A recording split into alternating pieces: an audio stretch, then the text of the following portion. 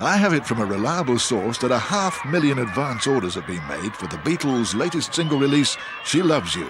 It looks as though it could well be 3 number ones in a row for the Liverpool boys. And it was great, you know, we were kings and we all, you know, just at the prime, and we all used to just go around London in our cars and meet each other and talk about music with the Animals and Eric and all that. And we were very close to the Stones. We were always kind of, you know, a little nervous before each step we went up the ladder. We were a little nervous, but we always had that confidence. And that was a good thing about being 4 together, not like Elvis, you know. I always felt sorry later for Elvis because he was on his own. He had his guys with him, but there was only one Elvis. Nobody else knew what he felt like. But for us, we all shared the experience. You were treated differently, and you had to get used to that then. Then you found yourself in a weird land because of all these people you'd grown up and lived with.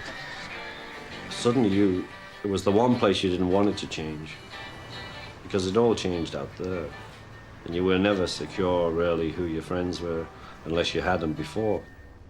You know, people are so in awe of fame. I mean, all you have to do is go on the radio or the television once. And if somebody sees you on there and then they see you down the street, they act different, don't they? But the Beatles have been on the papers every day for a year or so.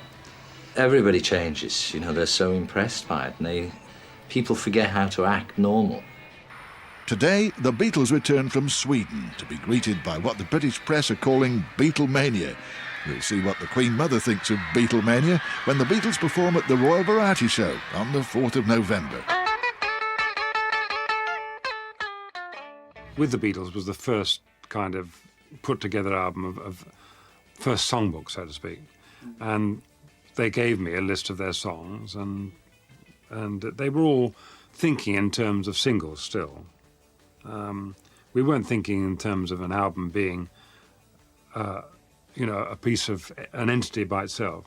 It was a collection of songs, and all we did was to record singles, and the ones that weren't too good, we wouldn't issue as singles. We put them on an album, which is what with the Beatles. The Beatles' second LP, With the Beatles, has broken the record for advance sales of an LP.